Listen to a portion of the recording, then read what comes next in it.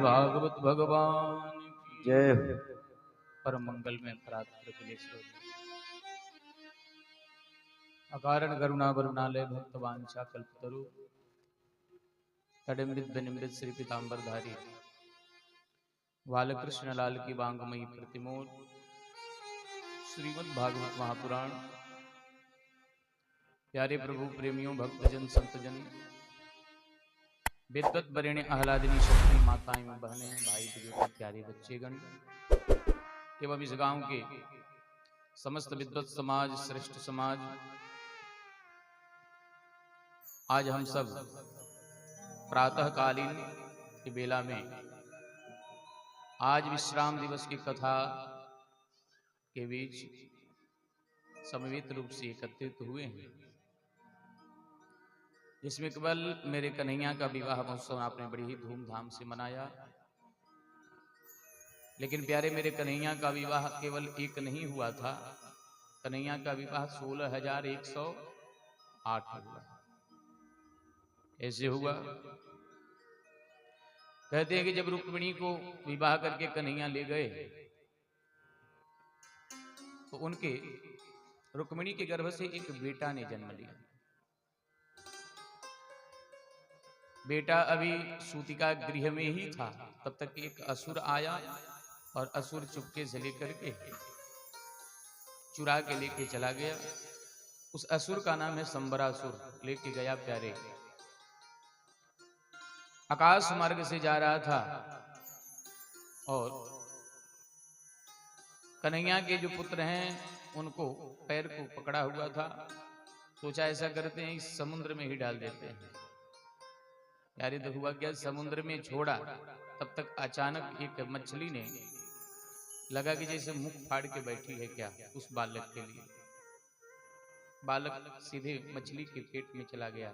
आ गया है ना कि जाको राखी साइया मार सकई ना को, बाल न बाका कर सकई जो जग बैरी हो।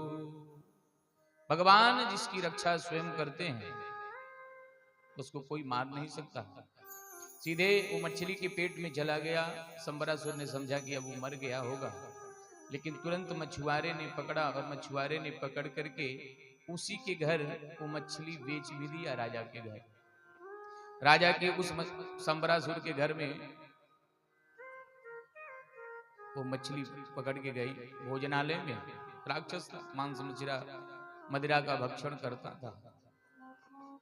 भोजनालय में जो भंडारियों ने उसको पूरा व्यवस्थित किया तो उसी में एक बच्चा मिला। राजा को खबर दिया, महाराज ये एक मछली के पेट में बच्चा पड़ा है। राजा ने कहा कि ऐसा करो कि जो मेरे घर में जो विद्यावती संगीत विद्या जो सिखलाती है उसी को दे दो, क्योंकि उसका कुछ कोई नहीं है।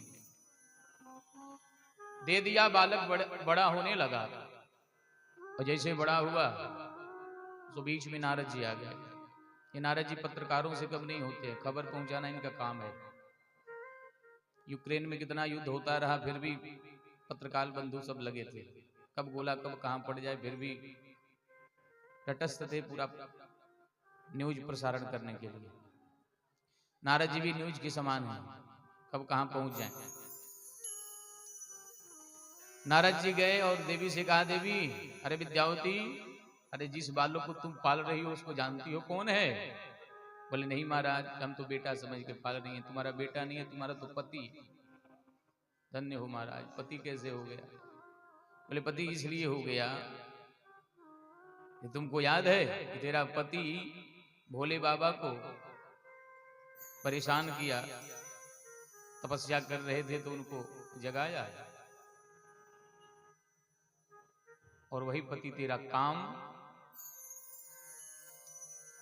कि कन्हैया का प्रथम पुत्र रुक्मिणी के गर्भ से जन्म लेके आया है। संबरासुर ने चुरा कर लाया, मछली के पेट में दाल पड़ गया वो, और मछली के पेट में पड़ते ही वो मछली स्वयं इस संबरासुर के महल में आया और पूरा उसकी व्यवस्था हुई तो उसमें बालक पड़ा। वही बालक तुमको मिला है, वो तुम्हारा पति है। क्यों? जब तुम्हारा पति कामदेव के रूप में भोले बाबा को जगाने लगा तो हुआ क्या, भोले बाबा का नेत्र खुला कि जब सीवती सर नयन उघारा, जब सीवती सर नयन उघारा, जब सीवती सर नयन उघारा, जब सीवती सर नयन उघारा, चितवत काम भय उजर छारा, चितवत काम भय उजर छारा, जब सेवती सर नयन उघारा, जब सेवती सर नयन उघारा। जब शिवती सर नयन उघारा, जब भोले बाबा में अपने नेत्रों को खोले तो तेरा पति जल के राख हो गया, और जैसे राख हुआ तो तुम लगी रोने। भोले बाबा ने तुमको आशीर्वाद दिया था कि जब यदुवंश कृष्ण अवतारा, जब कन्हैया का अवतार होगा उसी समय कन्हैया के पुत्र के रूप में तुम्हारा पति प्रकट होगा, तो वही पति तुम्हारे सामने है। आज जैसे विद्यावती गई हैं तो उस बालक को पहले वात्सल्य दृष्टि से देखती थी, आज काम पूर्ण चितवन से जब देखने लगी तो उस बालक ने कहा, माँ पहले आप हमें वात्सल्य दृष्टि से देखती थी, आज काम दृष्टि से क्यों देख रही हैं? बोले, वाह महाराज, आप मेरे पुत्र नहीं हो, आप तो मेरे पति हो। पूरे वृत्तांत को जब बताया तब महाराज अब हुआ इधर की संबरासुर के घर में ही पले और फिर जो है बाहर निकले, संबरासुर से दिव्य युद्ध किया, संबरासुर का अंत करके सीधे द्वारिका पहुंच गए। अब कन्हैया के पुत्रों में फर्क इतना है कि जैसे कन्हैया दिखते हैं उससे ही सारे पुत्र भी दिखते हैं। फर्क कन्हैया की पता कैसे चलती कि कन्हैया है इनके पुत्र हैं, क्योंकि भगवान के गले में कौस्तुभ मणि है, उससे पता चलता है कि ये भगवान है और ये इनके पुत्र हैं, लेकिन हैं एक जैसे। जैसे देवियों ने देखा, अरे महाराज ये कौन आ गया आपके स्वरूप का? बोले, तुम नहीं जानती हो, तेरा बेटा है। साथ में कौन है? बोले, तेरी बहू है। तेरा बेटा जब जन्म लिया था तो 2 दिन का था, आज आ गया तो बहू को साथ में लेके आ गया है। बड़ी दिव्यता के साथ बड़ा आनंदित हो गए। लेकिन सुखदेव भगवान कहते हैं, परीक्षित इसी अंतराल में तब तक कन्हैया का विवाह 16,107 और हो गया। बोले, महाराज वो कैसे? कहते हैं कि देखो, एक द्वारिका में एक राजा थे जिनका नाम था सत्राजित। सत्राजित सूर्य नारायण के अनन्य भक्त थे। सूर्य नारायण प्रसन्न होकर एक मणि को दिया जिसका नाम है श्यमंतक मणि। श्यमंतक मणि दी। कन्हैया को पता चला, लोगों ने बताया कि उसके घर 8 घंटा अगर इस मणि की पूजा की जाए तो 2 क्विंटल सोना रोज प्राप्त होता है। कितना? 2 क्विंटल। इसमें लिखा 8 भार, और 8 भार का मतलब 2 क्विंटल। भर नहीं कहा, भार कहा।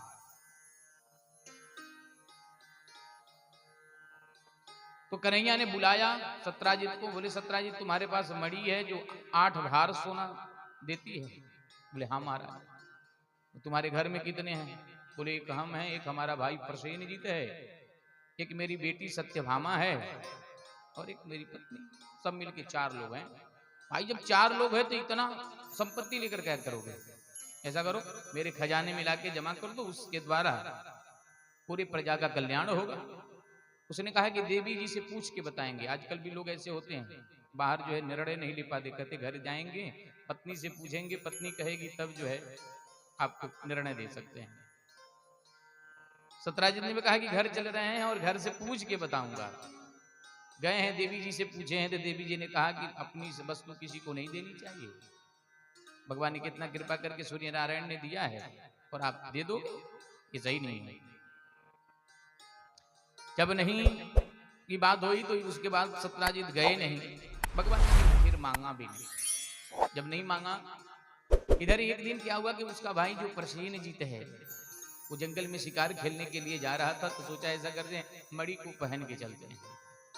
तो मणि को पहन के चल दिया। रास्ते में गया तो क्या देखा, एक सिंह ने देख लिया, वाह बड़ी सुंदर मणि है भाई, इस मणि अगर प्राप्त है जाए तो दिव्यता है जाए। उसने क्या कि घोड़ा को पछाड़ दिया, घोड़ा को मार करके प्रसेन को मार दिया और मणि को ले लिया। मणि को लेकर के चल पड़ा आगे। पर जैसे मणि को लेके आगे चल पड़ा, तब तक ऋक्षराज ने देखा कि भाई इतना सुंदर मणि लेके सिंह क्या करेगा। ऐसा करते हैं कि हम इसको मार देते हैं और फिर मणि ले लेते हैं, क्योंकि हमारी बेटी जामवती इससे खेलेगी। तो मणि को मार करके ले लिया है, और मणि को जैसे मार करके लिया, ले जाकर अपनी बेटी को ऋक्षराज जामवंत जी महाराज ने दे दिया। जब 2-4 दिन प्रसेनजीत जब घर पे नहीं पहुंचा, तो इधर पूरे गांव में अब प्रचार हो गया कि ऐसा लग रहा है कि एक कृष्ण ही मणि मांग रहा था और मणि मैंने नहीं दिया तो उसे चुरा लिया। मणि मांग रहा था और मणि मैंने नहीं दिया सो चुरा लिया। लोगों ने कहा हाँ चुरा ही लिया होगा, पहले माखन चुराता था, मिश्री चुराता था, अब धीरे धीरे धन को भी चुराना शुरू कर दिया होगा। अब करने करने जपन जरा पूरी गांव फैल गई बात। कन्हैया को पता चली तो अपने गुरु जी को बुलाए, गर्गाचार्य जी को, और जैसे गर्गाचार्य जी को बुलाए, गुरु जी मेरी कुंडली देखिए। बोले क्या हो गया? बोले जो मैंने काम नहीं किया वो भी हमें आरोप लग रहा है।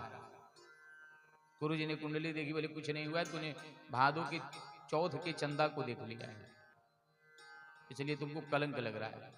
इसलिए भादों के चौथ का जो चंदा होता है उसे नहीं देखना चाहिए, व्यक्ति को कलंक लगता है। अगर कलंक लग जाए तो यही कथा भी सुननी चाहिए। भगवान ने सोचा ऐसे काम नहीं चलेगा, अब तो पता लगाना ही पड़ेगा कि लिया है तो लिया कौन लिया है। भगवान वाल अपने यदुवंशियों को साथ में लिए हैं और स्वयं चल पड़े। चले देखे तो वहां घोड़ा भी मरा है, प्रसेन भी मरा है, लेकिन मणि नहीं। जब मणि नहीं मिली तो देखा कि वहां से सिंह के पंजों का निशान है। उस निशान को देखते जैसे आगे बढ़े तो वहां सिंह भी मरा है,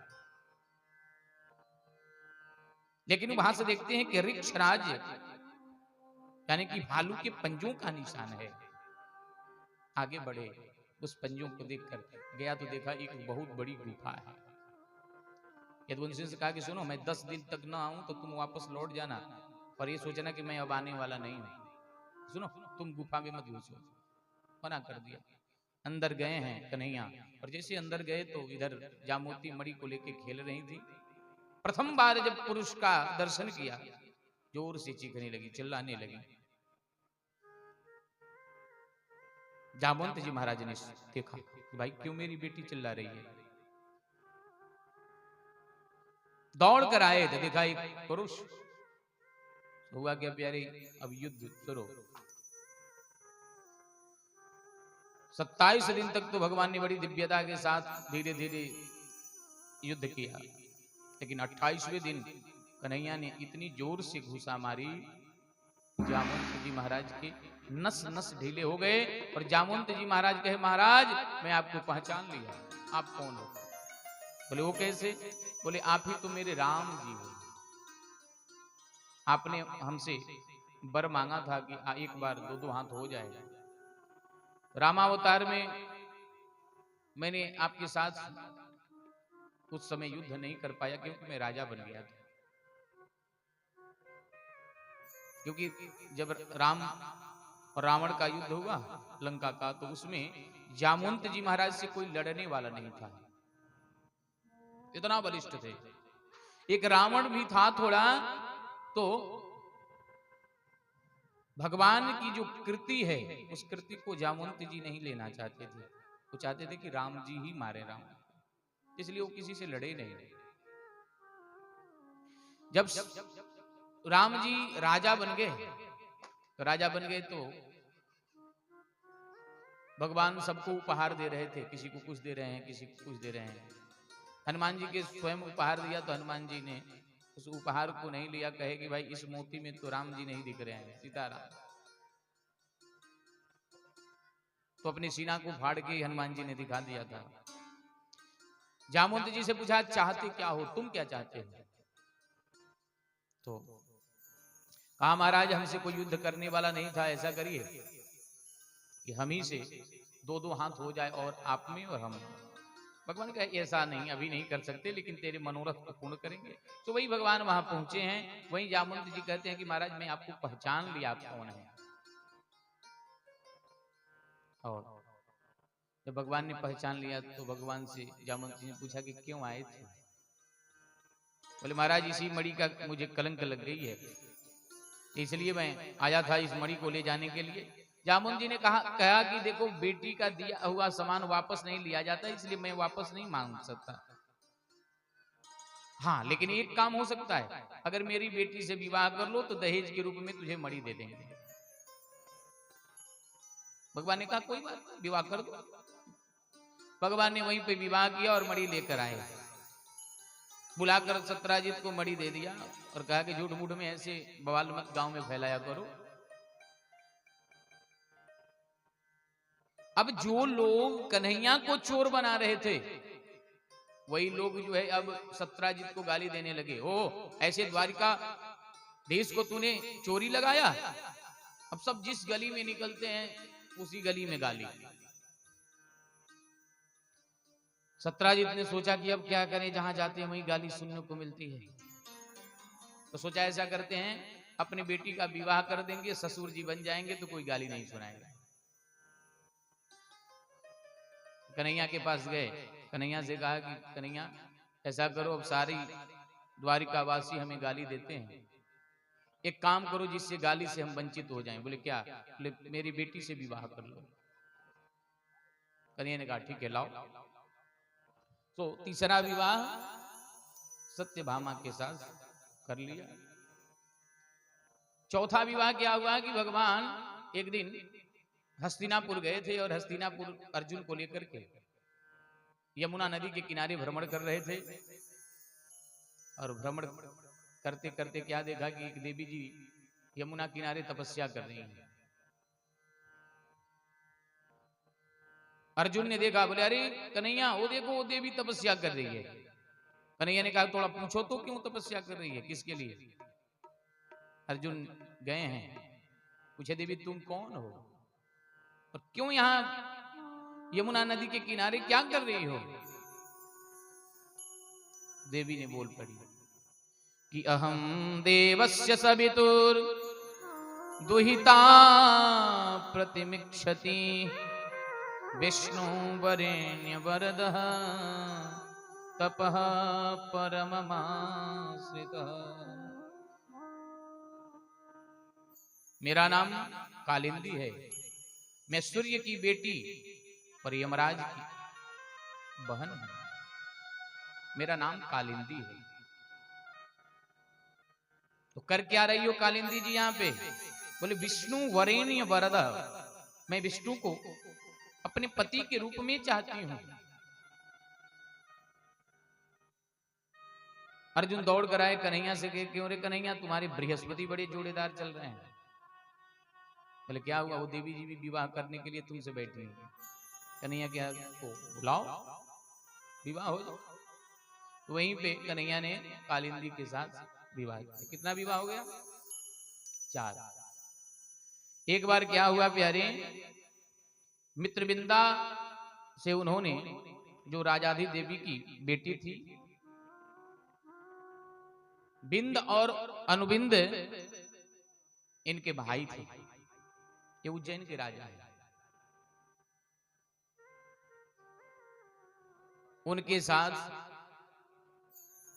स्वयंवर में इन्हें जीत करके मित्रविंदा को उनसे विवाह करके कन्हैया घर पे लेके आए। 5 विवाह हो गए। 6वां उनकी पत्नी है सत्या, एक कौशल नरेश की बेटी थी। इस राजा ने कहा इनके पास 7 बैल थे, 7।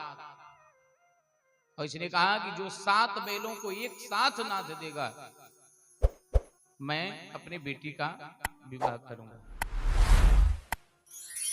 हुआ क्या प्यारे की इधर कन्हैया 7 स्वरूप बनाकर उन 7 बैलों को नाथ दिए, जिसके साथ सत्या का विवाह हुआ।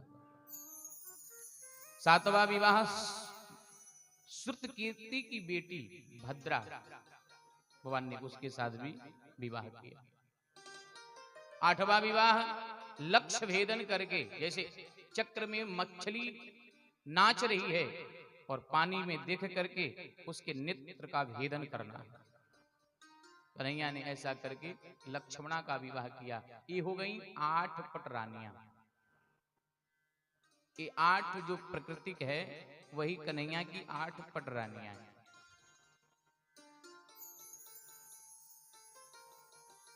राजा परीक्षित से सुखदेव भगवान ने पूछा कि सुन लिया ना 8 पटरानियों की कथा? बोले महाराज आपने तो 16,108 बताया था, तो 16,100 विवाह कैसे हुआ? बोले एक असुर था जिसका नाम भौमासुर था, ऐसे इसका नाम नरकासुर है, लेकिन भूमि से उत्पन्न होने के कारण इसका नाम भौमासुर रखा। भौमासुर जब कन्हैया के इस रास विहार को देखा, इतनी असंख्य गोपियों के साथ, तो इसने भी अपने साथ रास करने का विचार बनाया। बोले वो कैसा होगा? बोले ऐसा करते हैं कि कुमारियों का हरण करते हैं, राजकुमारियों का। तो राजकुमारियों का हरण करना शुरू कर दिया और कारागार में डालता जाता है। बोले इकट्ठा जब ये 20 लाख या 20,000 की संख्या में हो जाएंगी, तब जाकर इन लोगों के साथ में रास विहार करूंगा। कन्हैया के पास खबर गया। कन्हैया ने सोचा कि भाई वो भौमासुर है, भूमि से उत्पन्न हुआ है, और भूमि कन्हैया की कौन सी पत्नी है? सत्यभामा। सत्यभामा ही यानी कि पृथ्वी मैया ही सत्यभामा के रूप में उनकी पत्नी बनकर आई थी। तो भाई ये भौमा पुत्र है, भूमि का पुत्र है, पृथ्वी का पुत्र है, अगर इसको मार देंगे तो हमारी देवी जी नाराज हो जाएंगे। तो ऐसा करते हैं उनको स्वयं साथ में लेके चलते हैं।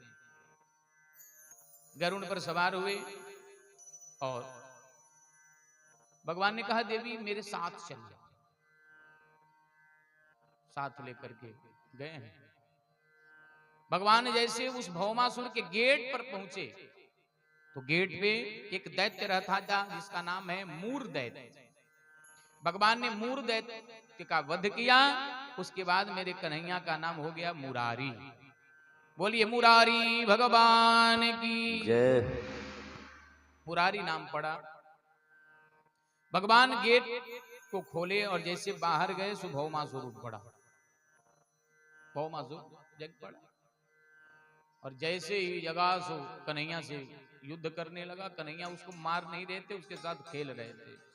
बहुत देर तक जब खेलने लगे तो सत्यभामा साथ में थी। सत्यभामा ने कहा अरे प्रभु इसके साथ खेल क्यों रहे हो, इसको मारो तो सही। भगवान ने कहा मैं यही चाहता था कि आप कहें तब इसको मारें।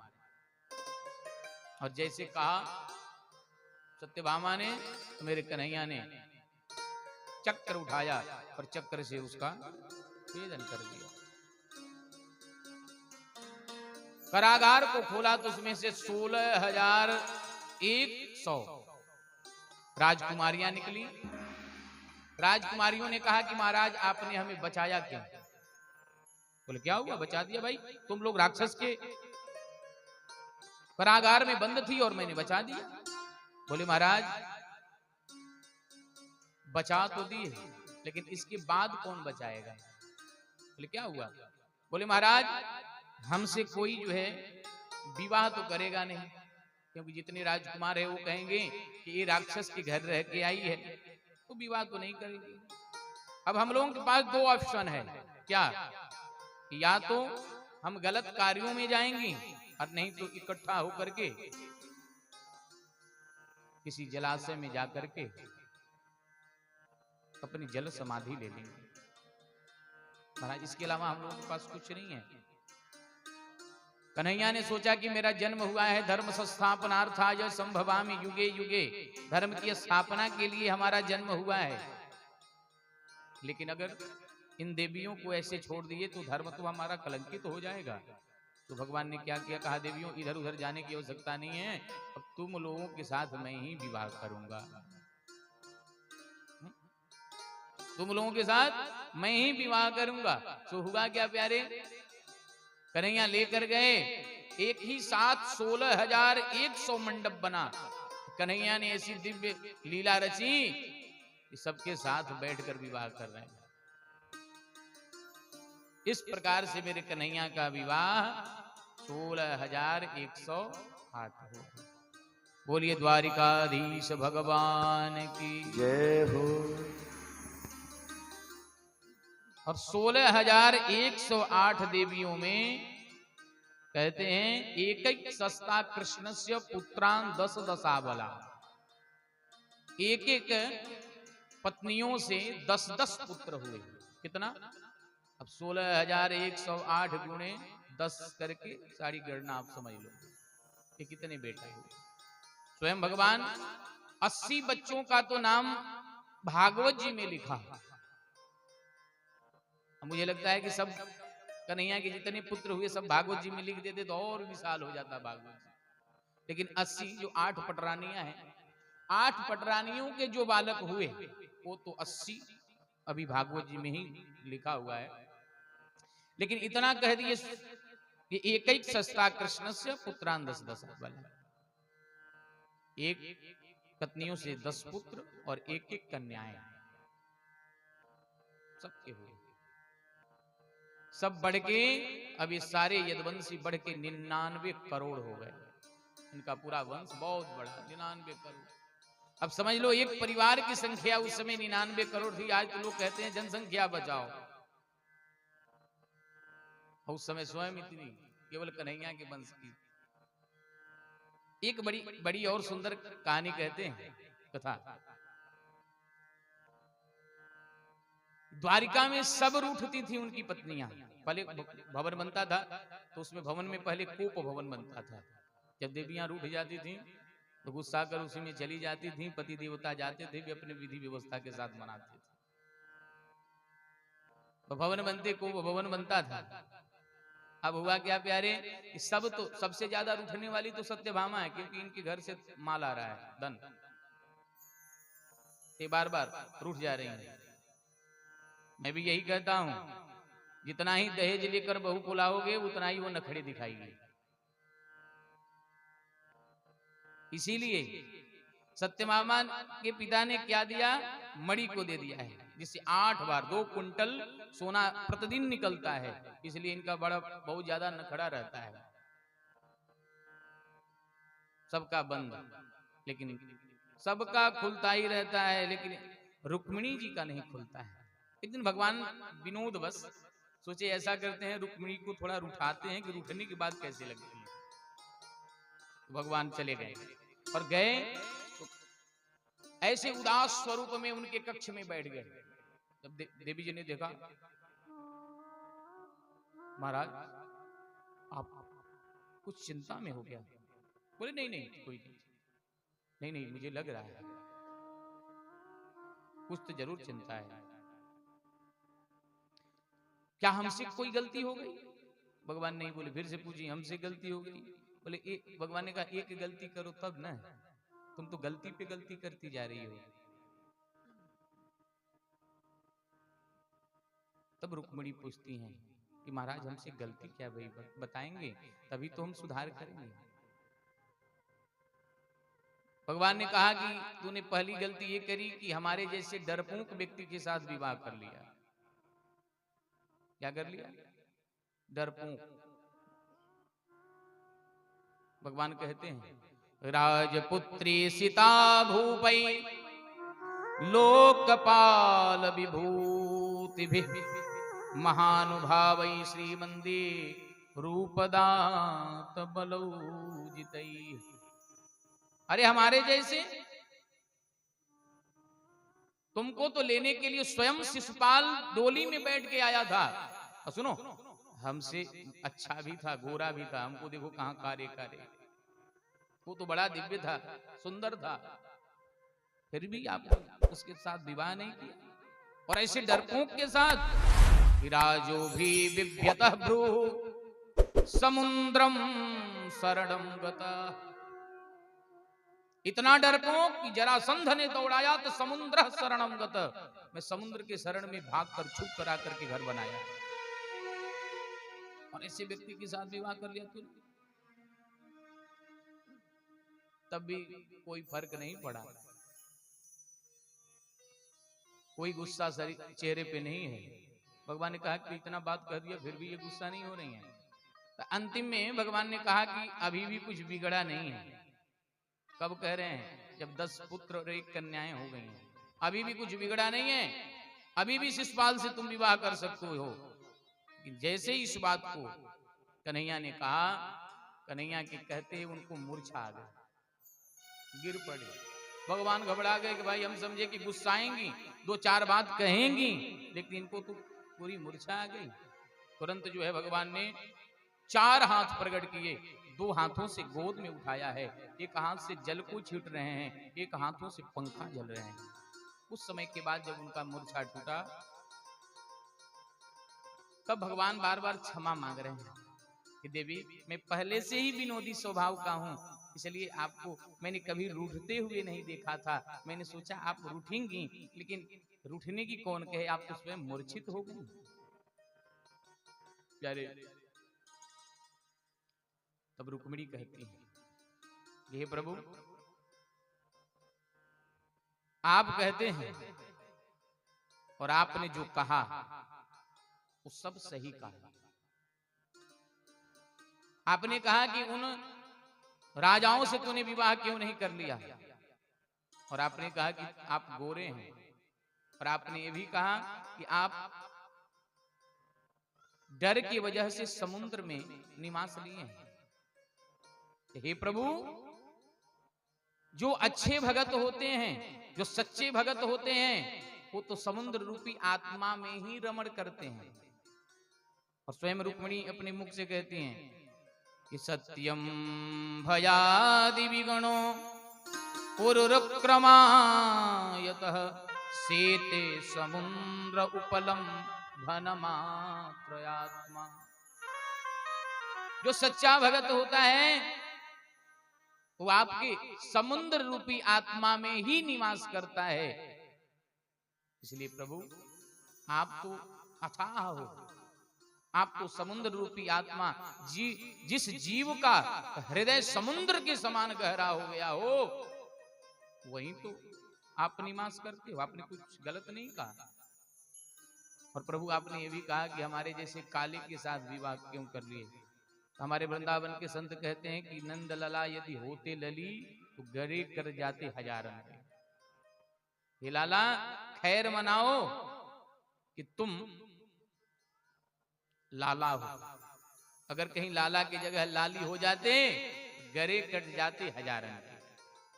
तुम्हारे ऊपर कितने मर मिटते, लेकिन खैर मनाओ कि तुम लाला हो गए। और काले हो तभी तो जग के उजाले। सांवली सूरत पे मोहन दिल दीवाना हो गया। सांवरी सूरत पे मोहन दिल दीवाना हो गया। सांवली सूरत पे मोहन दिल दीवाना हो गया।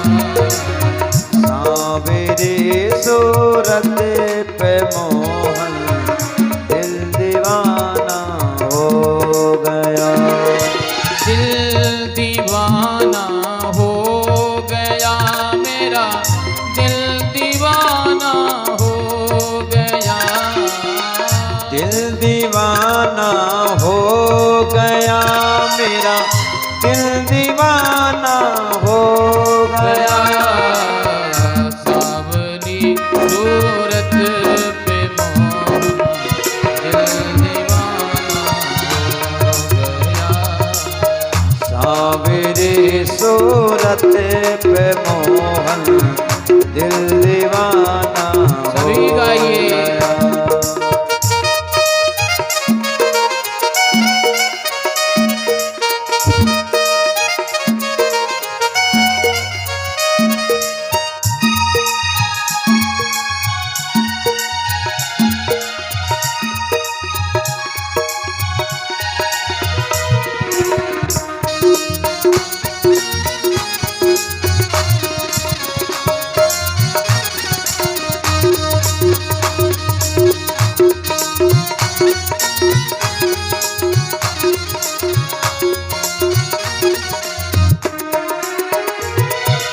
एक तो तेरे नैन का दिल, दूसरा काजल लगा।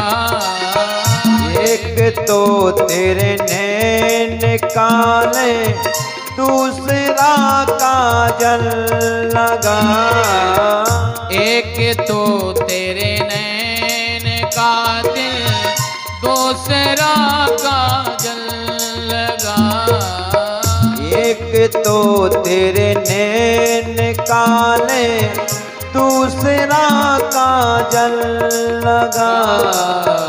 तीसरा नजरे मिलाना, तीसरा नजरे मिलाना, दिल दीवाना हो गया।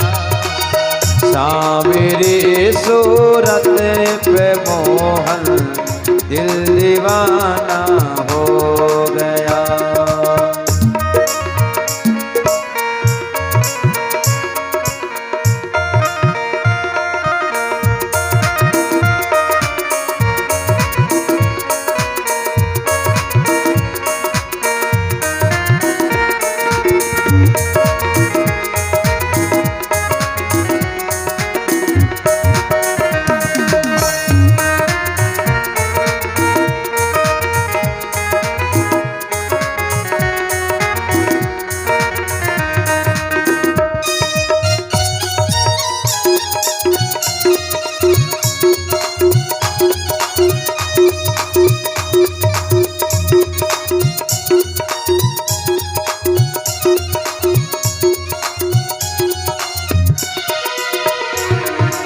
एक तो तेरे होठ प्यारे, दूसरा लाली लगी।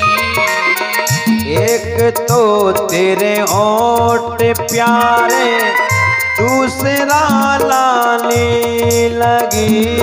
एक तो तेरे होठ प्यारे, दूसरा लाली लगी। एक तो तेरे होठ प्यारे, दूसरा लाली लगी। तीसरा यूं मुस्कुराना, तीसरा यूं मुस्कुराना, दिल दीवाना हो गया। सांवरी सूरत पे मोहन दिल दीवाना हो गया।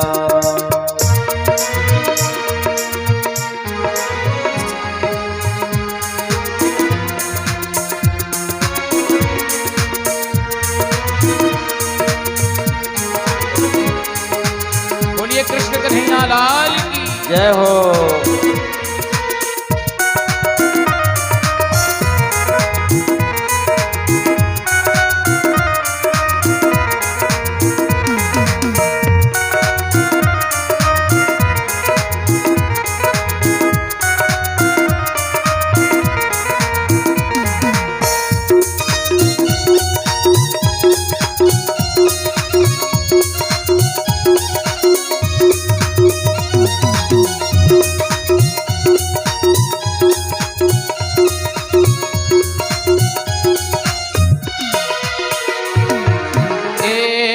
तो तेरे हाथ कोमल, दूसरा मेहंदी लगी।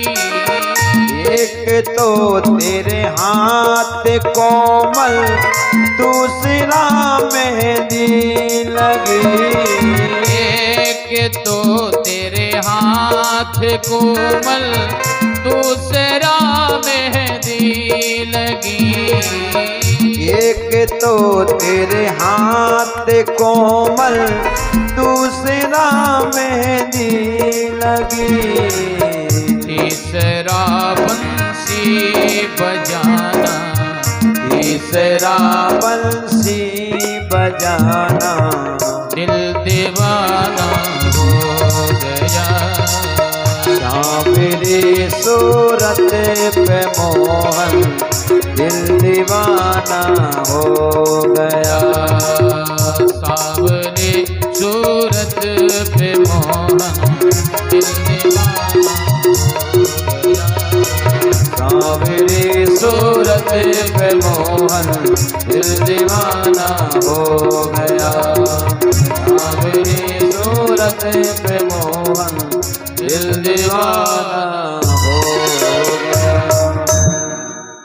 रुक्मिणी ने बड़ा ही दिव्यता के साथ कन्हैया को एक एक शब्दों का प्रत्युत्तर दिया। कन्हैया प्रसन्न हो गए। अरे देवी, मैं अगर आपको इतना बात नहीं कहा होता तो इतनी सुंदर सुंदर बातें हमें सुनने को कभी मिलती क्या है। आगे जो कन्हैया के नाती हैं, पोता प्रद्युम्न जी महाराज के बेटे अनिरुद्ध जी महाराज, अनिरुद्ध जी महाराज ने उषा से विवाह किया, जो चित्रलेखा जिसकी सखी थी।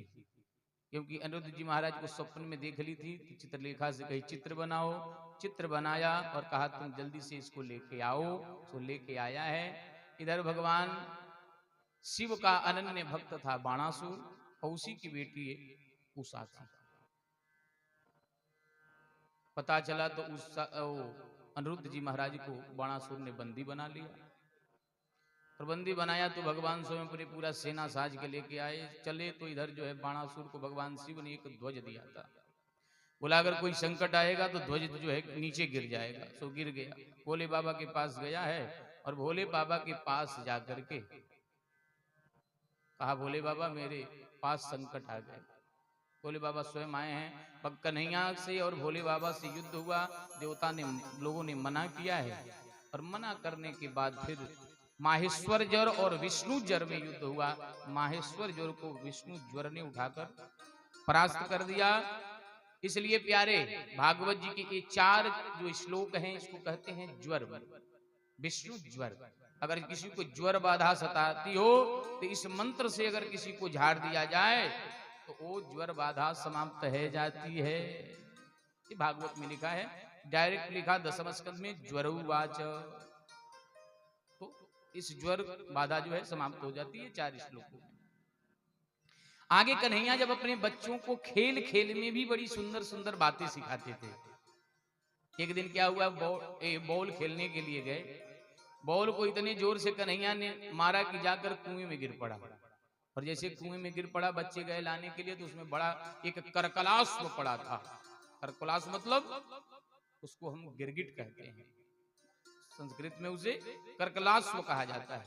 गिरगिट पड़ा था। बच्चे जोर से चिल्लाने लगे, अब बाबा श्री इसमें तो बहुत बड़ा गिरगिट पड़ा है।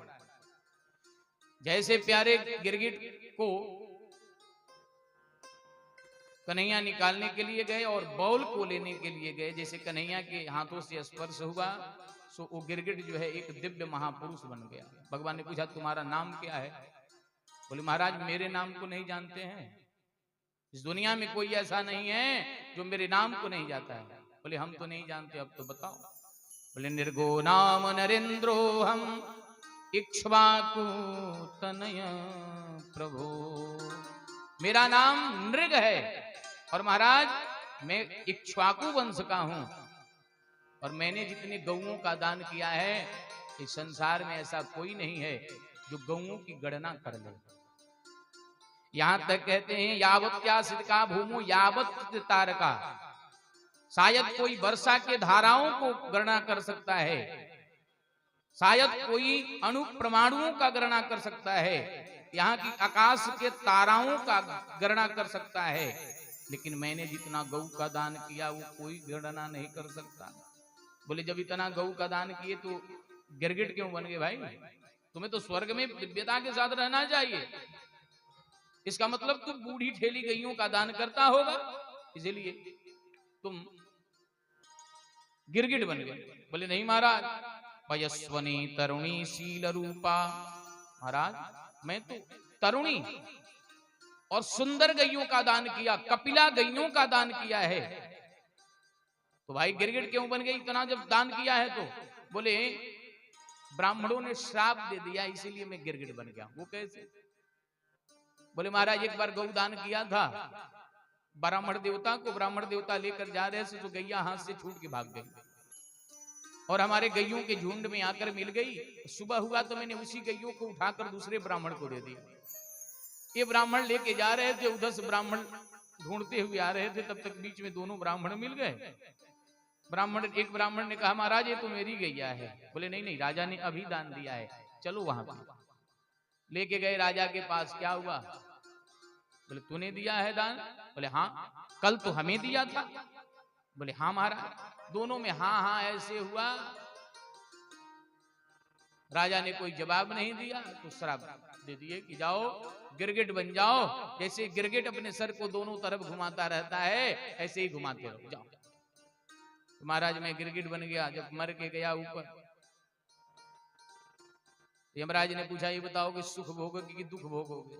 बोले महाराज कोई ऐसा मैंने पाप कर्म किया ही नहीं कि जिसके कारण हमें दुख मिले। मैंने एक बार ब्राह्मणों ने श्राप दिया है, तुमको गिरगिट बनना पड़ेगा। बोले महाराज तो ऐसा करिए, पहले हमें दुख ही दे दीजिए, हमें गिरगिट ही बना दीजिए। तो गिरगिट बना दिया। सोबैया के कुआं में पड़ा था, भगवान की कृपा भई और दिव्य रूप धारण करके स्वर्ग में चला गया। बोलिए कृष्ण कन्हैया लाल की।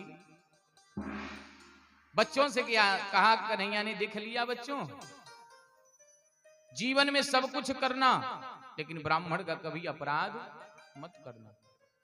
जीवन में सब कुछ करो। बेटा तुम मेरे बेटा हो, तुम अगर 20 पी लोगे तो मैं 20 से बचा सकता हूं। भगवान कहते हैं कि ना हम हालाहलम मन्ने विषयस्य प्रतिक्रिया ब्रह्मणस्य हि विषम प्रोक्तम नान्यम प्रतिविधिर्भुवि। 20 पी लोगे तो मैं विष की प्रक्रिया जानता हूं, विष से तुम्हें बचा लूंगा। अगर सर्प भी काट देगा तो सर्प से बचा लूंगा, लेकिन ब्राह्मण से ही प्रोक्तम। अगर ब्राह्मण ने श्राप दे दिया तो मैं भगवान होकर भी तुम्हारी रक्षा नहीं कर पाऊंगा। अरे भाई अग्नि देवता का जब आग के रूप में प्रकट होकर हमारे घरों को जलाते हैं, अग्नि देवता केवल हमारी संपत्ति को जलाते हैं, लेकिन जब ब्राह्मण का श्राप लगता है तो संपत्ति नहीं, कूलम समूलम दहति ब्रह्मस्वारणि पावक। ब्राह्मण का जब श्राप लगता है तो कूल मूल सहित सारा ब्याज सब खत्म कर देता है, कुछ बचता ही नहीं है। इसलिए भगवान कहते हैं अपने पुत्रों से, बेटा जीवन में सब कुछ करना लेकिन ब्राह्मण और संतों का कभी अपमान मत करना। हर समय बच्चों को अपनी शिक्षा देते हैं, लेकिन बच्चे ऐसे हैं, कहते हैं कि बाबा ऐसे ही समझाते रहते हैं। हाँ, ऐसे ऐसे संपूर्ण दिव्य कथाओं को सुनाया है।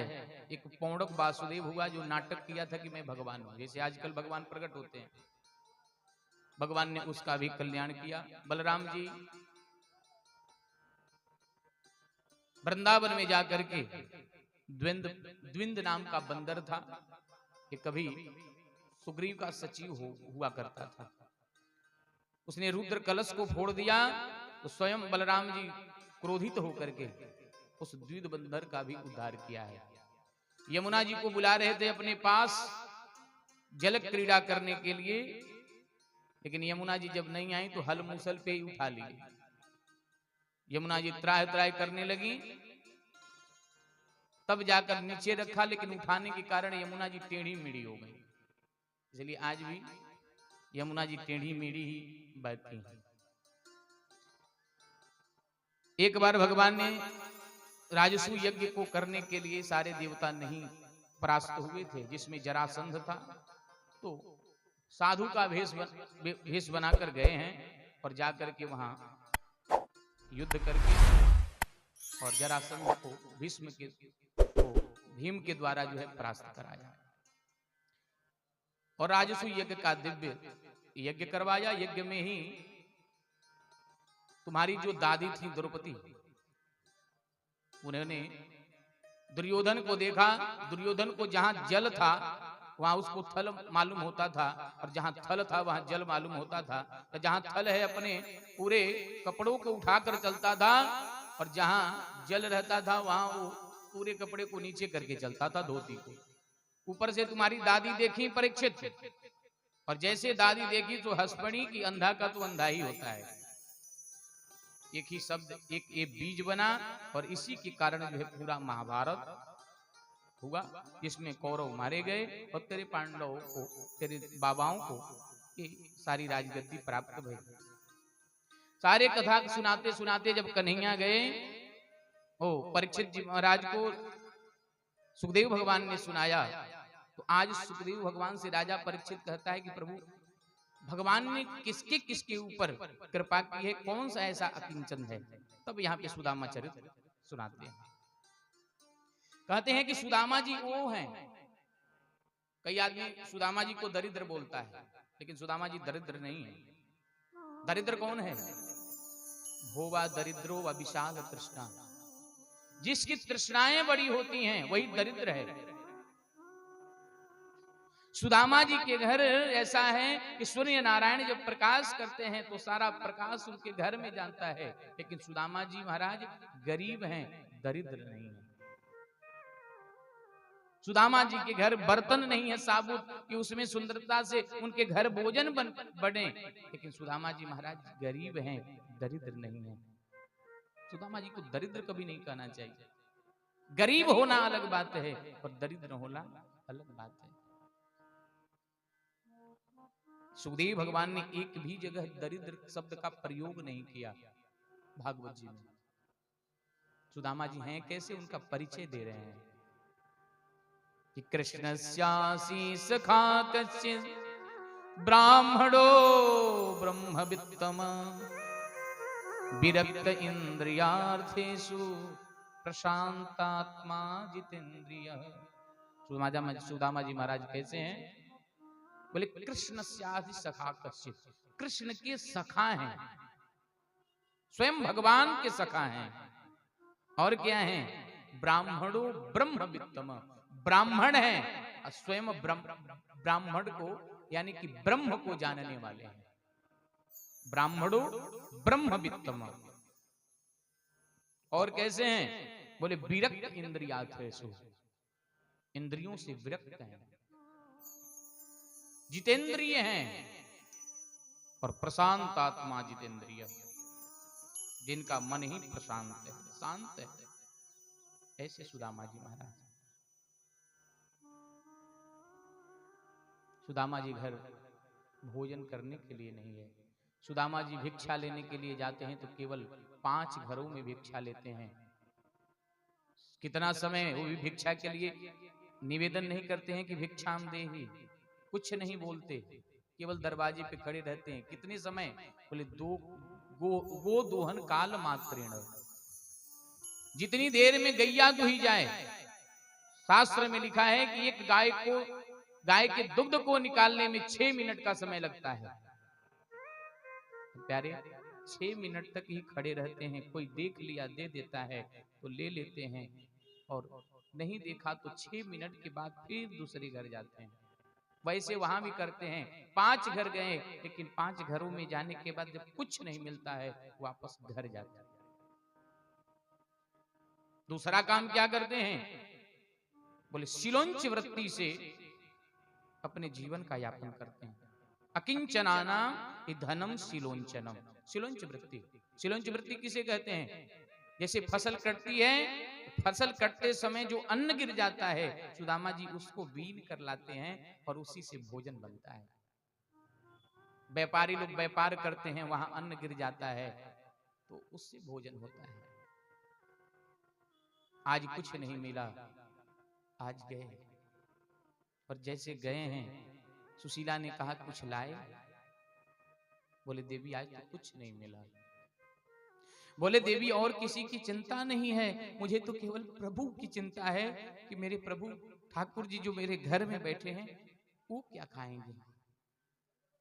हमें न मिले कोई बात नहीं, लेकिन ठाकुर जी को तो भोग लगना चाहिए। देवी कुछ भी, एक अन्न का दाना भी हो, एक अन्न का कण भी हो देवी, तो लेकर आती तो कम से कम ठाकुर जी को तो भोग लग जाता। सुशीला ने कहा कि महाराज मैंने सारे बर्तन को साफ कर दिया है, आज है ही नहीं।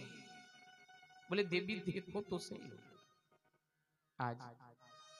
सुशीला जैसे देखने के लिए गई तो एक पतीली में एक चावल पड़ा था भात का, लेके आई एक पत्ते पे। बोले देवी देखा ना, ठाकुर जी अपनी व्यवस्था स्वयं करते हैं।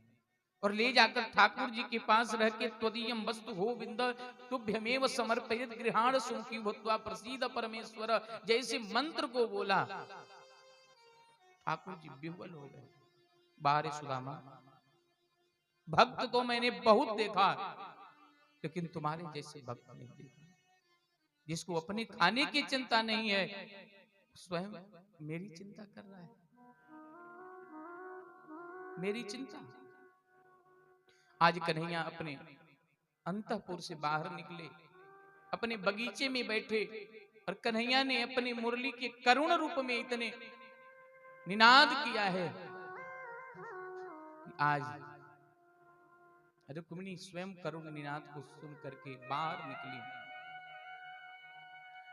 बाहर निकली तो क्या देखा कि दिव्य से कन्हैया आज करुण भाव में होकर के मुरली का निनाद कर रहे हैं।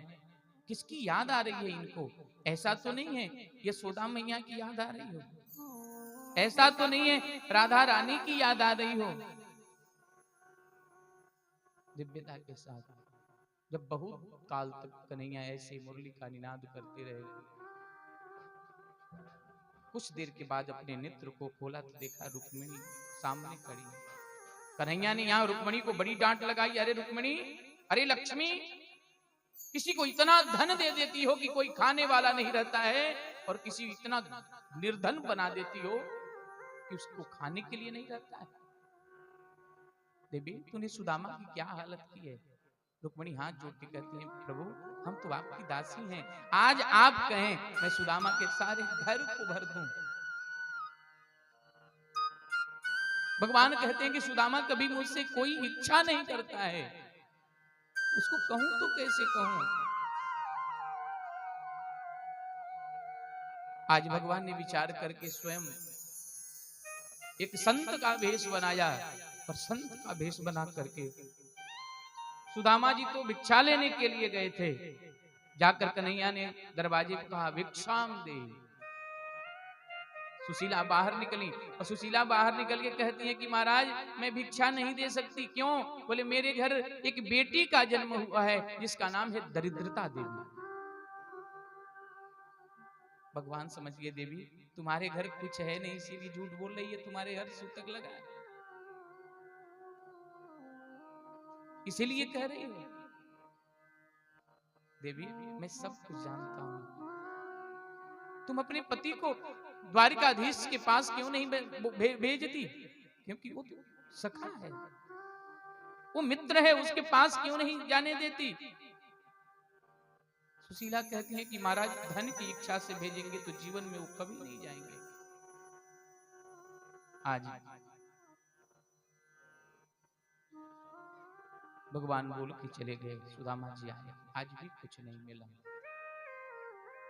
आकर के कहते हैं देवी आज भी नहीं मिला। आज सुशीला कहती है कि प्रभु मैंने सुना है कि द्वारिकाधीश आपके बचपन के सखा हैं, आप वहां क्यों नहीं जाते? बोले देवी धन की इच्छा से नहीं महाराज, उत्तम श्लोक दर्शन, दर्शन की इच्छा से क्यों नहीं जाते आप? बोले देवी जब तुम दर्शन की इच्छा से कह रही हो तो तेरा सुदामा अवश्य जाएगा। आज भगवान से मिलने के लिए सुदामा तैयार होते हैं। बोले देवी ऐसा कहा गया है कि गुरु के घर, वैद्य के घर और मित्र के घर कभी खाली हाथ नहीं जाना चाहिए। देवी आपके पास कुछ है? बोले महाराज आप तैयार हो, मैं कुछ ना कुछ अवश्य लेके आती हूँ। आज सुशीला ने अपने बुद्धिमानी का परिचय दिया, गई हैं और 4 घरों से 4 मुट्ठी चावल लेके आई हैं। वो कहना चाहती हैं कि हे कन्हैया, जो तेरा मित्र है उसके पास इतना धन है, उसके घर चावल नहीं है खाने के लिए। क्योंकि सुशीला जानती थी कि ये जाएंगे और जाने के बाद कन्हैया पूछेंगे सुदामा तुम कैसे हो, तो बस यही कहेंगे कन्हैया मेरे जैसा समाज में कोई सुखी नहीं है, क्योंकि दुख की चिंता कभी कन्हैया के सामने कर ही नहीं सकते। पैरे एक ऐसे कपड़ों में उस तंडुल को बांधी हैं जो अनेक फटे हैं, सीएन पे सीएन चला हुआ है। ये परिचय दे रही हैं सुशीला, ये बता रही हैं कि हे कृष्ण, जिस सखा ने तुम्हारे सामने ये कह रहा है कि मेरे समान कोई सुखी नहीं है, उसके घर देखो बस साबुत नहीं है कि तुम्हारे लिए कुछ बांध के ला सके। 4 जगहों से 4 मुट्ठी लेके आके पोकला दी हैं, आप जाओ। लेकर के सुदामा जी पूरे 1.5 हड्डी के हैं, चल पड़े। चलते चलते बीच में एक नदी मिला, तो सोचे पार के उस कैसे होऊंगा, तो स्वयं कन्हैया ही कीमट के रूप में वही खड़े थे। जाकर कन्हैया ने कहा कीमट भैया हमें पार लगा दोगे? बोले पार तो लगाएं, लेकिन कुछ माल वगैरह रखे हो, पैसा? बोले भैया मेरे पास पैसा तो नहीं है। बोले तो कैसे पार लगोगे? बोले ठीक है भैया, जब आपको पार नहीं लगाना है तो हम तो यहीं बैठ रहे हैं। कन्हैया ने सोचे हो इसके पास कुछ है ही नहीं। भगवान ने कहा देखो तुम्हारे जैसे भक्त को मैं ऐसे ही पार लगा देता हूं। सुनो, आओ मेरे नाव में बैठो। नाव में बैठे और नाव में बैठकर भगवान ने स्वयं सुदामा जी को पार लगाया। पार लगाते ही सुदामा जी ने उस कीमट से पूछा कि कीमट भैया ये बताओ द्वारिकापुरी कितनी दूरी है? कन्हैया केवट के रूप में थे, कहे कि देखो तुम्हारे शरीर को देखने के बाद यही मुझे लग रहा है कि तुम 6 महीना के अंदर पहुंच जाओगे। वाह भैया 6 महीना लगे? सुदामा जी महाराज वहीं लेट गए। बोले कन्हैया अब तुझे बुलाना हो तो बुला लो, हम तो यहीं सो रहे हैं। वहीं पे सो गए। जैसे उठे तो क्या देखा कि हम तो नदी के किनारे सोए थे, कि महल कहां से आ गया। सीधे कन्हैया के आगे बोले उठाए और सीधे द्वारिका में डाल दिए। ऐसे तो भागवत जी में लिखा है कि सीधे सुदामा जी महाराज अंतःपुर में चले गए थे भागवत के हिसाब से, लेकिन नरोत्तम दास ने कुछ अलग ही अपने दर्शाते हैं। सुदामा जी महाराज जैसे उठे तो देखा कि भाई हम तो नदी के किनारे थे, लेकिन महल में एक ऐसे इतने बड़े बड़े महल हैं। उठकर पूछा भैया कौन सी नगरी है? लोगों ने बताया ये द्वारिका है। अच्छा द्वारिका? अरे भैया जब द्वारिका है तो इसमें हमारा वो कन्हैया कहाँ है? बोले कौन सा कन्हैया? अरे वही कन्हैया जो यहाँ का राजा है। बोले भैया कुछ तो विश्लेषण लगाकर उसका नाम बोलो। अरे जब कन्हैया का नाम लिया जाता है तो जानते हो कितना विश्लेषण? श्री श्री 1008 श्री राजाधिराज श्री कृष्णचंद्र जी महाराज, इतना नाम लिया जाता है और तुम कन्हैया कन्हैया कह के डोल रहे हो। सुदामा जी कहते कि देखो मेरा वो लंगोटिया यार है, मेरा बचपन का सखा है, इसलिए हम उसे कन्हैया। अरे हम तो कन्हैया कह रहे हैं, यशोदा मैया तो उसे कन्हुआ कहती थी। अरे सुदामा जी जिन्हें जब पूछा कि इसमें कन्हैया कहाँ मिलेगा, वो द्वारिकाधीश कहाँ मिलेगा, बोले ऐसा करो, सीधे सीधे आप चले जाओ और दरवाजे पर वहां महल के गेट पर के 2 पार्षद हैं, और दोनों पार्षदों के पास जाकर के कहना कि हमें कृष्ण से मिलना है, वो तुझे मिला देंगे। कई लोग कहते हैं कि द्वारपालों ने धक्का दे दिया, ऐसा भागवत में कहीं नहीं लिखा है। द्वारपाल उस समय से सजग हो गए हैं जिस समय सनक सनंदन सनातन सनत कुमार जब बैकुंठ में गए थे और द्वारपालों ने रोका तो 3 जन्म तक राक्षस बनना पड़ा, तब से सब संभल गए हैं। अरे संत महात्माओं की कन्हैया के दरबार में तो स्वागत होता है, वहां कोई धक्का नहीं देता है। गए हैं, जाकर के सारे द्वारपालों से राम राम बोला। राम राम बोलते ही द्वारपालों ने कहा भैया आप कहां से आए हैं, कहां जाना चाहते हैं? बोले द्वारपाल भैया मैं अपने बचपन के सखा श्री कृष्ण से मिलना चाहता हूं, वो मेरा बचपन का सखा है। पहले तो द्वारपालों ने जब नीचे से ऊपर सारे स्वरूप को देखा, बोले सखा, लेकिन कृष्ण का ऐसा चमत्कार भी है कि कुछ भी हो सकता है।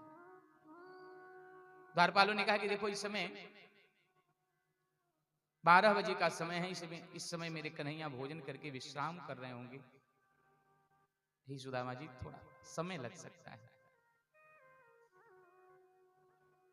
द्वारपाल दौड़ा हुआ गया, बहुत समय तक वहां रुका रहा, कब कन्हैया उठे अपने सिंहासन पर बैठे।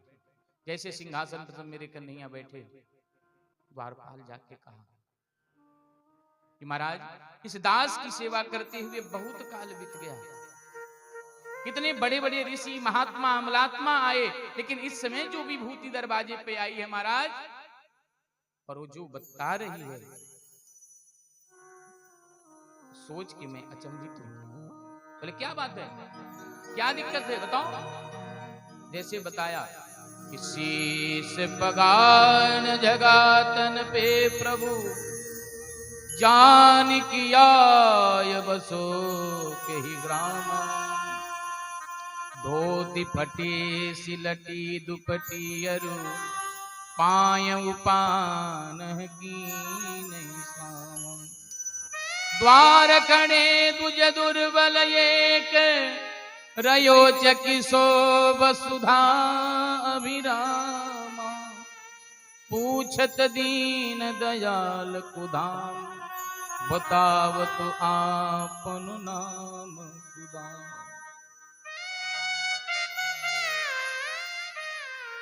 जैसे कन्हैया ने सुना, दामा तो बाद में सुना, सुनते ही कन्हैया दौड़ पड़े अपने बचपन के सखा उस सुदामा जी से मिलने के लिए।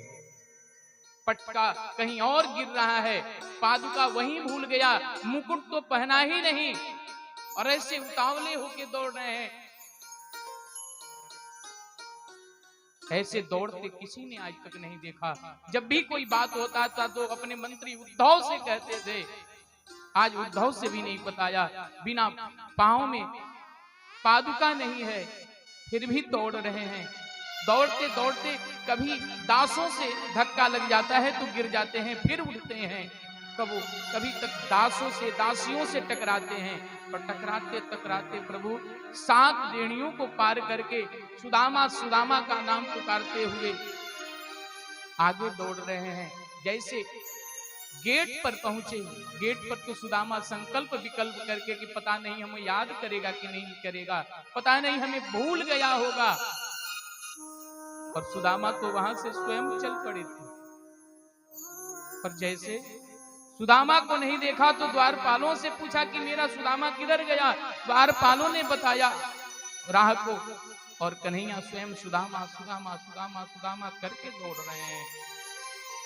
इधर उद्धव जी महाराज पीछे पीछे अपने रथ को लेके दौड़ रहे हैं कि कन्हैया क्यों विचलित हो गए हैं, क्या हो गया है।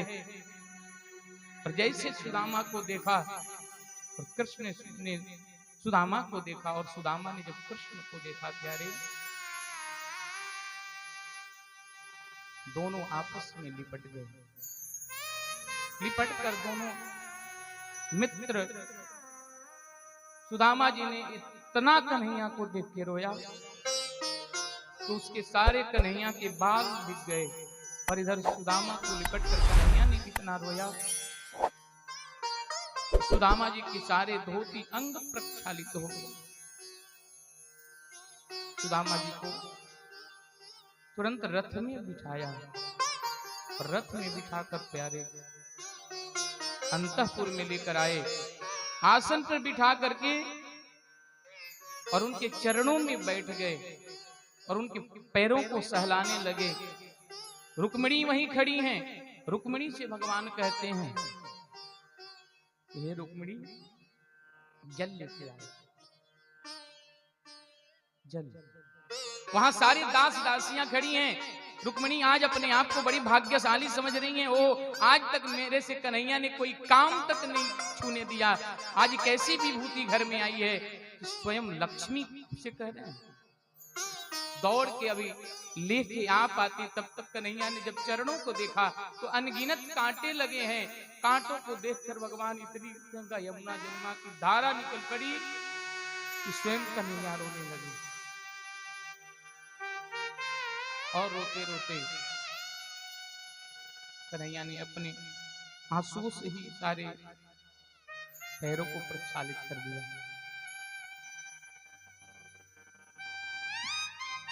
प्यारे आज धो करके पैर को अपने कक्ष में ले गए जहां स्वयं कन्हैया रहते थे। वहां अपने पलंग पे बिठाया, बिठा करके चरण सेवा करने लगे कन्हैया। चरण सेवा करते करते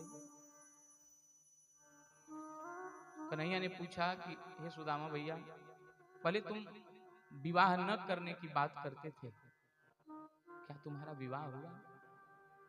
भारी उठा सदृशी नमा, क्या तुम्हारी जैसी तुमको पत्नी मिली? और भाभी को नाम क्या है? सुदामा जी कहते हैं, तेरे भाभी को नाम सुशीला है। ये सुदामा भैया, मैंने ऐसा क्यों पूछा आपसे? क्योंकि आप केवल रहते तो मेरे लिए कुछ नहीं लाते, लेकिन अगर भाभी जी हैं तो भाभी जी मेरे लिए क्या भेजा है? सुदामा जी ने कहा, कछु ना भेजो है, कछु ना भेजो। हाँ, लेकिन एक बात कहा है, उसको बताऊं? बोले आप बोलो, क्या भाभी ने कहा है? कि एक पाक 2 ही मास में 2 एकादशी होए, मेरे घर गोपाल जू नित्य एकादशी हो। एक बात कहा, ये कन्हैया, 1 महीने में 2 एकादशी होती है, लेकिन मेरे घर तो नित्य एकादशी होती है। प्रत्युत्तर कन्हैया ने भिजवा दिया। कहा, भाभी है नी सो अब है गई, आगे ऐसी न हो, भाभी तेरे महल में नित्य द्वादशी। आगे भाभी, अब जो होनी थी सब हो गई, अब आपके घर तो द्वादशी होगी दिव्यता के साथ। सुदामा जी कहते हैं कि कछु ना भेजो, बस इतना ही कहा था। कन्हैया ने कहा कि सुदामा भैया, ये तुम्हारे हाथ में क्या हो गई कि तुम ऐसे जब से आए हो ऐसे लटका के रखे हो? क्या बात है? फिर आप जाते हो, इतना दूरी से यात्रा करके आए तो थोड़ा हाथ पैर में दर्द हो ही जाता है। बोले अब बताओ, हाथ में दर्द है और हम पैर दबा रहे हैं,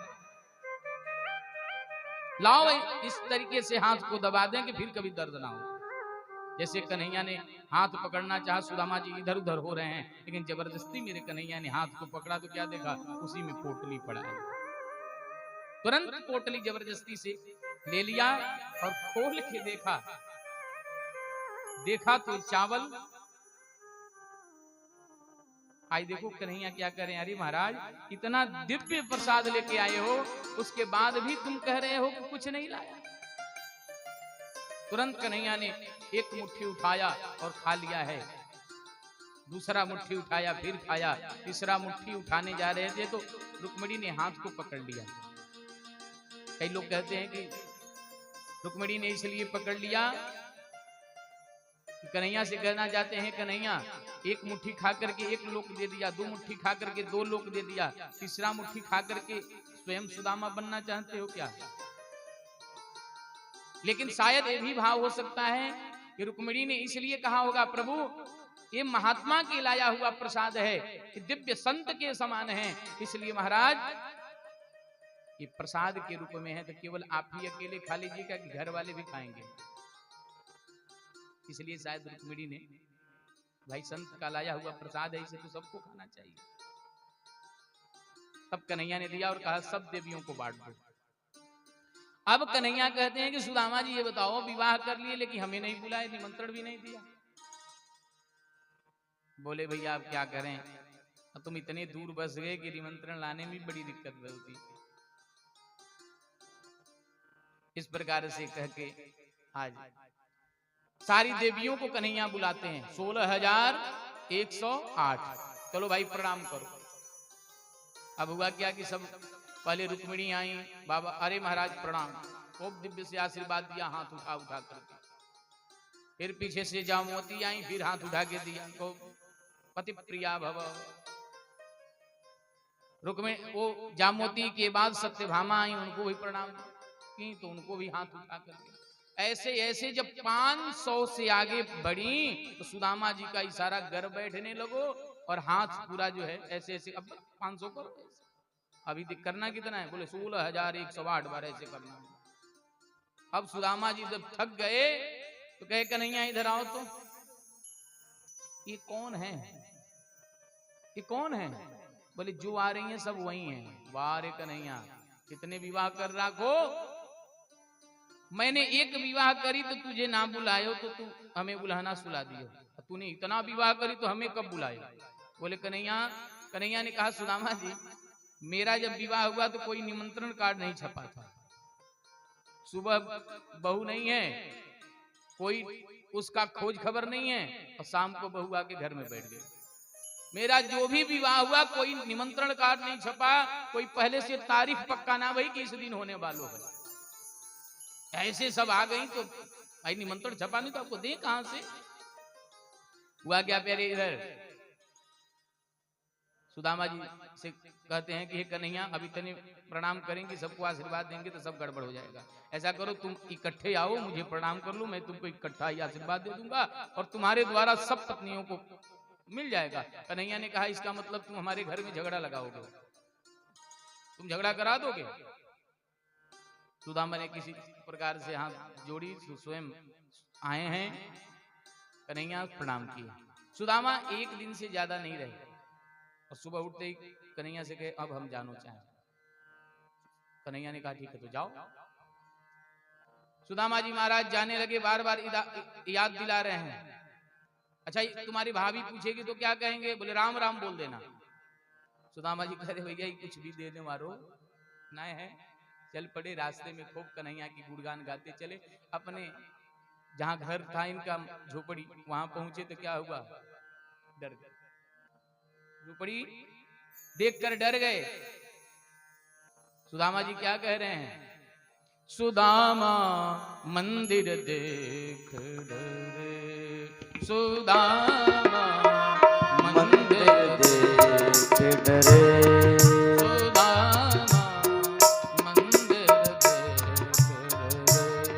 सुदामा मंदिर देख डरे। यहाँ तो थी मेरी टूटी झुपड़िया, यहाँ तो थी मेरी टूटी झुपड़िया, यहाँ तो थी मेरी टूटी झुपड़िया, यहाँ तो थी मेरी टूटी झुपड़िया। कंचन महल खड़े सुदामा मंदिर सुदामा मंदिर देख करे। सुदामा जी ने मंदिर को देख के डर गया, भाई हमारी झोपड़ी कहाँ चली गई।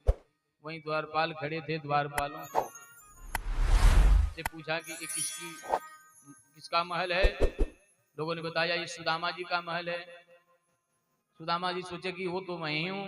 फिर सोचा कोई सेठ होगा, कोई सेठ होगा जो हमारी झुपड़ी को यहाँ से हटा करके महल बना लिया होगा। बोले सेठ नहीं है, वो तो पंडित जी हैं। अच्छा पंडित जी हैं? पंडित जी तो मैं ही हूं। बोले महाराज वो पंडित जी कहाँ हैं? बोले वो तो द्वारिका गए हैं। बोले द्वारिका तो मैं ही गया था। अच्छा पंडित जी नहीं है तो उनके देवी जी को बुलाओ। किसको? देवी जी। देवी जी ने जैसे ऊपर अटारियों से देखा कि स्वामी जी तो आ गए, तो दिव्यता से सज धज के पूरी, अब तो पूरा घर बन गया है, माल हो गया है कन्हैया की कृपा से, पूरा दिव्यता के साथ सज धज के जैसे आरती की थाली लेके निकली, सामने ऐसी आरती कर रही है, तब तक सुदामा जी ने अपने पीछे मुख कर लिया। बोले वाह महाराज, मित्र के पास जाते जाते स्वयं हमें भूल गए। सुदामा नहीं भौचक्के हो गए, अरे देवी तुम हो? ये सारी व्यवस्था, ये महल कहां से आ गए? बोले जहां गए थे वहीं की कृपा है ये। सुदामा जी एक बार तो महल से कहे कि देवी तुमको धन की इच्छा थी, तुम रहो, हम तो चले वन में। तो स्वयं कन्हैया प्रगट अटारियों पे हो गए। अरे सुदामा, ये मेरा दिया हुआ प्रसाद है और इसको प्रसाद समझ के रहो, अपना समझ के मत रहना। ये समझना कि ठाकुर जी का प्रसाद है, क्योंकि प्यारे जो भी मेरे पास है या आपके पास है वो ठाकुर जी की ही कृपा है। इसलिए प्यारे भगवान से इतना भजन करो कि सुदामा जी की तरह कृपा करें, सुदामा जी की तरह, सुदामा जी की तरह कृपा कर दें। प्यारे आगे जो है कथा को सुनाते सुनाते कहते हैं कि वेदस्तुति इत्यादि करते हैं। सूर्य ग्रहण पे पंचक क्षेत्र में सब यज्ञ करने के लिए जाते हैं। इधर दुर्वासा ऋषि का श्राप मिला। सांबह जाम्बवती सुतः, जाम्बवती के जो पुत्र थे सांब, उनको बेटों ने क्या किया? सारे कन्हैया के बेटों ने सांब को साड़ी पहना करके उसके पेट को ऊंचा कर दिया, पोटला बांध करके। और दुर्वासा ऋषि 10 ऋषि बैठे थे। दुर्वासा ऋषि के पास ये सब सांब को लेकर गए और जाकर कहा कि महाराज एक कन्या है, ये गर्भवती है, इसके गर्भ से बेटा होगा कि बेटी? महात्माओं ने जैसे ध्यान लगा कर देखा, हो ये तो कृष्ण के पुत्र है सांब, और इसको साड़ी पहनाकर महात्माओं का मजाक उड़ाया जा रहा है। जैसे मजाक की बात हुई, दुर्वासा ऋषि ने श्राप दिया कि जाओ, न इसके गर्भ से बेटा होगा न बेटी, इसके गर्भ से इतना बड़ा मूसल पैदा होगा कि सारी यदुवंशी का ही विनाश कर देगा। किसी से बताया नहीं, सीधे गए उग्रसेन जी महाराज के पास। उग्रसेन जी ने कहा कि ऐसा करो, इसको पीस कर, मूसल को पीस करके लाकर नदी में डाल दो। सब मूसल पीस करके ले जाकर समुद्र में डाल दिए। इधर जब संतों का श्राप मिला है तो संतों का आना जाना बंद हो गया। नारद जी केवल आए हैं, वसुदेव को बड़ा दिव्य उपदेश दिए हैं।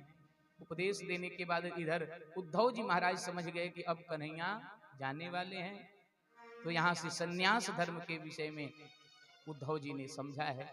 बड़ा दिव्यता के साथ यहाँ उद्धव जी को सन्यास धर्म की व्याख्या करके और वैराग्य क्या होता है इसको 24 गुरुओं के माध्यम से दिव्यता के साथ उपदेश दिया है।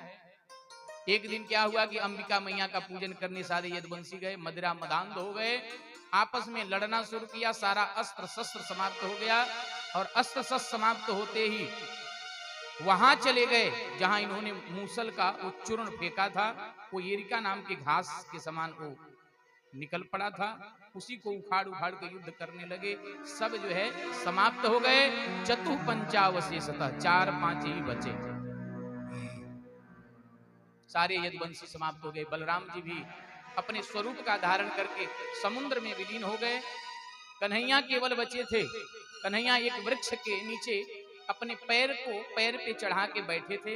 एक बहेलिया ने दूर से देखा, क्योंकि वो भी जब मूसल पिसा जा रहा था तो उसमें से टुकड़ा वो पा गया था, उसने अपने बाण पे लगा लिया था। भगवान भी तो उस श्राप से ग्रसित हैं। बहेलिया ने दूर से देखा और दूर से देख करके भगवान के जो लाल लाल जो पैर हैं समझा कि कोई मृग बैठा है। उसने दूर से बाण को छोड़ा, सुझा करके भगवान के तलवे में लगा, तलवे में लगा, दौड़ कर गया है। प्रभु हमसे भूल हो गई, क्षमा करिए। बोले नहीं, ये मेरी इच्छा थी। हे बहेलिया तुम सीधे स्वर्ग में जाओ। बहेलिया को स्वर्ग में भेज दिया है। दारुक को भगवान ने बुलाया है, अपने सारथी दारुक को। दारुक से भगवान कहते हैं, दारुक तुम तो हर समय मेरे साथ रहे। जब भी मैं रथ में बैठता था तो तेरे कंधे को पकड़ के बैठता था, और जब भी उतरता था तो तेरे कंधे को पकड़ के ही उतरता था। इसलिए दारुक तुम दौड़े दौड़े द्वारिका में जाओ, क्योंकि द्वारिका 6-7 दिन के अंदर ही द्वारिका समुद्र में ही विलीन हो जाएगी। इसलिए मेरे सारे पत्नियों को निकालो। अर्जुन वहीं खड़े थे। अर्जुन से भगवान ने कहा ऐसा करो, मेरे पत्नियों को लेकर के वृंदावन जाओ, राधा रानी का संगत होगा, दिव्य सत्संग पाएंगे। अर्जुन लेके जा रहे थे, तब तक भीलन लोटी गोपिका वही अर्जुन वही बांध। हुआ क्या कि कन्हैया स्वयं भील बनकर आए हैं और अपनी पत्नियों को चुरा लिए। भगवान ये बताना चाहते हैं कि हे अर्जुन, तेरा धनुष तभी काम करता है जब मैं चाहता हूं। तेरा जो भी कर्म है, जितना काम है, वो मेरे सहारे टिका होता है। जो भी भक्तगण हैं, जो भी संत जन हैं, जो भी इस संसार में हैं, भक्त भगवान के सहारे ही चलता है। भगवान न चाहें तो सब कुछ बंद हो जाएगा। भगवान हम पे कृपा किए हैं तो हम बोल रहे हैं। अगर भगवान चाहें तो तत्क्षण जो है हमारी आवाज को विनष्ट कर सकते हैं। ये सब भगवान की कृपा है। भगवान ने दिव्यता के समझाया। सारे देवता आकाश से खड़े होकर देख रहे हैं कि भगवान जाते हैं तो जाते कहाँ हैं। और प्यारे हुआ क्या, भगवान ने दिव्य ज्योति धारण करके कन्हैया ने तस्मात् ज्योतिरवेद्वेधा, ज्योति स्वरूप बना करके तच्च भागवतम लभेत, भागवत जी में ही समाहित हो गए। इसलिए भागवत नहीं है, पहले दिन ही बताया था कि साक्षात कृष्ण का ही रूप है। श्रीमद् भागवता को क्षम प्रत्यक्षम कृष्ण ही वही, कि साक्षात भागवत ही कृष्ण का रूप है। कलयुग के प्राणियों को उपदेश देने के लिए स्वयं भगवान ही भागवत जी में प्रविष्ट हो गए थे। इसलिए जो भी भागवत के काले काले अक्षर हैं, सब कन्हैया का ही विग्रह है, वो कन्हैया ही साक्षात है। आज सुखदेव भगवान कहते हैं, परीक्षित अब 7 दिन हो गया, अब मैं जाऊंगा। कथा पूर्ण हो गई, अब मैं जाऊंगा। बोले गुरु जी आप जैसे जाएंगे तो मुझे तक्षक सर्प डस लेगा। यहाँ सुखदेव जी ने डांट लगाई, त्वम तु राजन मरिष्यति पशु बुद्धिम इमाम जही, तुम मरोगे, तुम क्या आत्मा हो? अरे तुम तो शरीर हो, और शरीर तुम्हारा है नहीं। शरीर तो नाशवान है, शरीर का काम है मर जाओगे तो जला दिया जाएगा, या कोई फेंक देगा, या तुमको गाड़ देगा। जलाया जाएगा तो राख बन जाओगे, गाड़ दिया जाएगा तो सड़ जाओगे, और फेंक दिया जाएगा तो कौवा चील खा करके विष्टा कर देंगे। इसके अलावा कोई शरीर की गति नहीं है। इसलिए तुम शरीर नहीं हो, तुम तो आत्मामय हो। हुआ क्या प्यारे, आत्मा में स्वरूप में विलीन हो गए ठाकुर जी में। तक्षक सर्प चला है, चला वहां से। जन्मेजय जो परीक्षित के पुत्र जन्मेजय हैं, उन्होंने सारी व्यवस्था किया। एक कश्यप नाम के ब्राह्मण को बुला करके रोकने का प्रयास किया है, लेकिन तक्षक आया है, इतना धन दिया है उस ब्राह्मण को कि प्यारे उस स्वयं तक्षक वहां से पैसा दे करके कश्यप नाम के ब्राह्मण को वहां से हटाया, और हटाने के बाद सीधे आगे बढ़ा। आया है, परीक्षित का स्पर्श किया है, स्पर्श करते ही शरीर जलकर राख हो गया। लेकिन ये आत्मा तो परमात्मा में विलीन थी, तो आत्मा स्वरूप ये दिव्य रूप धरो जा, तो दिव्य रूप धारण करके राजा परीक्षित विमान में बैठकर पार्षद बनकर भगवान के धाम को चले गए। बोलिए भागवत भगवान की जय हो। इधर जन्मेजय को बड़ा क्रोध हुआ, उसने सर्पिष्ठी यज्ञ किया। सारे सोचा कि मैं एक भी सर्पों को नहीं रहने दूंगा। सारे सर्पों को स्वाहा स्वाहा करता जा रहा है, सारे सर्प आकर के कुंड में गिरते जा रहे हैं, स्वाहा। तक्षक ने सोचा कि अब मैं भी नहीं बचूंगा, तो जाके सीधे इंद्र को पकड़ लिया, उसके इंद्र के सिंहासन के पयों में लिपट गया। ब्राह्मणों ने कहा महाराज वो तो जाके इंद्र को लपेट कर बैठा है। तो जन्मेजय ने कहा ऐसा करो कि वहां से ऐसा मंत्र पढ़ो कि इंद्र के सहित सर्प आकर हवन कुंड में गिर जाए। जब वहां से चल पड़ा, इधर अंगिरा ऋषि आए और आस्तिक मुनि आए हैं, समझाया है। समझाने के बाद स्वयं उसके पिता का दर्शन कराया। बेटा तुम्हें अपने पिता की दर्शन करना है? अरे तुम्हारा पिता तो शाश्वत है, वो तो वैकुंठ में जाकर, स्वर्ग में जाकर वो चतुर्भुज रूप धारण करके भगवान की सेवा में लगा है। दिखाया है। दिखाने के बाद यज्ञ को वहीं पे बंद किया है। तक्षक जो है बच गया। इसीलिए आज भी जो सर्प दिख रहे हैं उसी की वजह से दिख रहे हैं। अगर स्वाहा हो गया होता तो आज तक सर्प भी नहीं दिखते।